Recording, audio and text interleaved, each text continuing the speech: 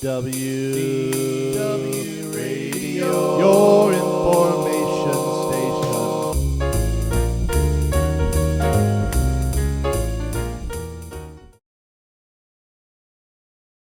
And I made many bicycle trips. I was about 10 miles away, way too far for a kid 9 or 8 years old to do. But in those days, parents didn't worry, and it wasn't a sin to let your kid ride his bike to another city, you know. So that became kind of my focal point, I guess, Disneyland. I never really, I thought in terms of maybe someday when I was really old, like 17 or 18, I'd get a job as a ride operator there, which I did. But the thought of getting into the Imagineering echelon, that was not practical. And, you know, on that wonderful show on TV, they would show us scenes of Imagineering. And we would meet people like John Hinch and Claude Coates and Mark Davis and Rolly Crump. And they were like, to me, I was in awe of them in the same way you'd be in awe of a movie star or something, because they were the people that created these dreams that I grew up on, you know. So the thought of ever joining that or being invited into it was not practical thinking. You know, as you were saying that, myself, and I think a lot of people who are probably listening, as you're talking with people like a John Hench and a Rolly Crump, I don't want to embarrass you, but that's how people are probably thinking of you, because you are sort of that, you know, that new generation of legendary Imagineers. So you lived that dream that everybody thinks about, you know, starting to love Disneyland, you know, scooping ice cream and eventually getting to Imagineering. How does that, you know, transition happen? Because everybody sort of asks the question, well, how do I become an Imagineer? How do I go from the ice cream guy to the guy who's working with the people who you admired for so long? Well, first of all, I love that you said I'm the new generation, because I've been more and more aware that I'm just about the oldest person working there now, which is frightening. How did that happen? Because literally Dick Nunes, who was head of the parks, would love dragging me out on a stage back in the 70s and 80s and say, here's a young man that scooped ice cream here at Disneyland, and it shows you that anyone can go anywhere they want in this organization if they've got the ambition and the skill to do it. All of a sudden, he didn't.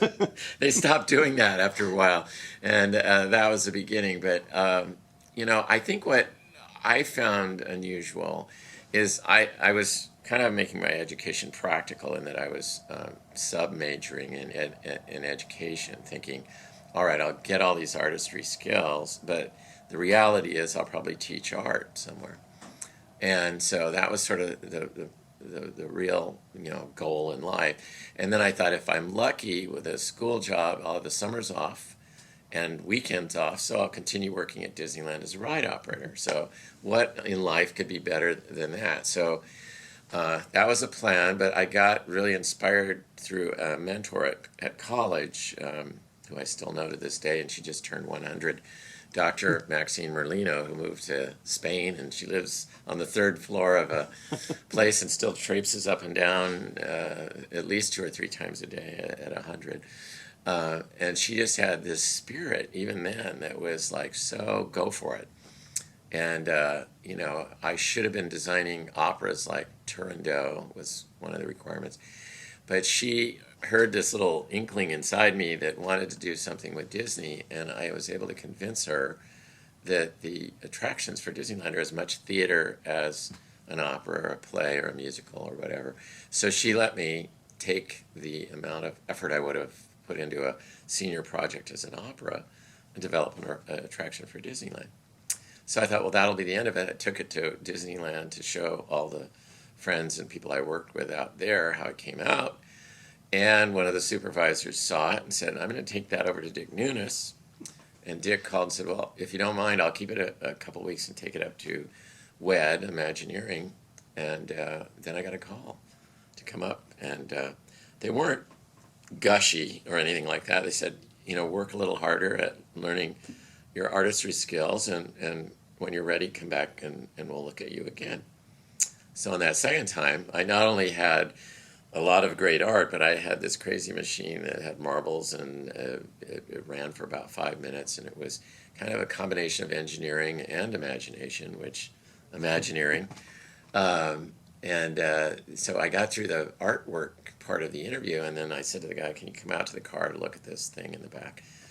And he did. He said, "Can we drive this around in the rear and bring it out and bring it into the building?" And so for a couple more hours, everyone in Imagineering must have gone back to their offices and said, "Go down and see what this kid brought in." And I ran my device from like 3 o'clock to 5 o'clock in the afternoon, and that resulted in 2 weeks later I was hired. So never dreamt it would happen. It was always sort of the silly thing in life and not the practical thing of getting the teaching position. And now you start getting to meet and work with the people. Yes. You're working for the company. Do you remember what that first day, that first week, that first project was like?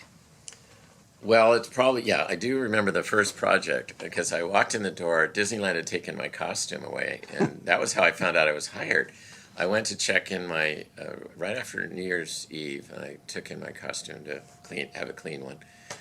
And the guy goes, "Oh, there's a card here to keep your costume. You've been transferred to WDI." And I said, "You're kidding, And so I went in there, and it was like the next Monday, and I said, "Well, they took my costume, but I hadn't heard anything." They said, "Oh, well, Mr. Baxter, we thought you'd be here in a couple weeks, but as long as you're here, why don't you go to work?" So I remember I came in a tie. In those days, everybody dressed up and then the odd thing was we dressed up and then put a smock on to avoid getting paint and glue and everything all over. And so I put the smock on, and they said, "Well, why don't you go out in the back?" And I remember I was given a big paint roller and a pan of black paint, and I was told they were building the Hall of Presidents model for Walt Disney World, and I was told to paint all the plywood walls around it black so your attention would be focused on and so I'm rolling this black paint, and I was thinking in my mind, I went to school for 5 years. I've worked at Disneyland, and I was taking people into the adventure through inner space as like a science fiction star of this attraction. And now I'm rolling black paint on the wall. Something is wrong with this picture. So that first day was not exactly, a classic moment. But very quickly in that week, I met what turned out to be my second mentor, Claude Coates, who he and Mark had created the Pirates of the Caribbean with Claude's artistry and the set designs, and then, of course, Mark being the genius with animation and figures and whatnot. And I think that they had a powerful partnership. And Claude, now that there was so much going on in Mark, everybody was going their separate ways.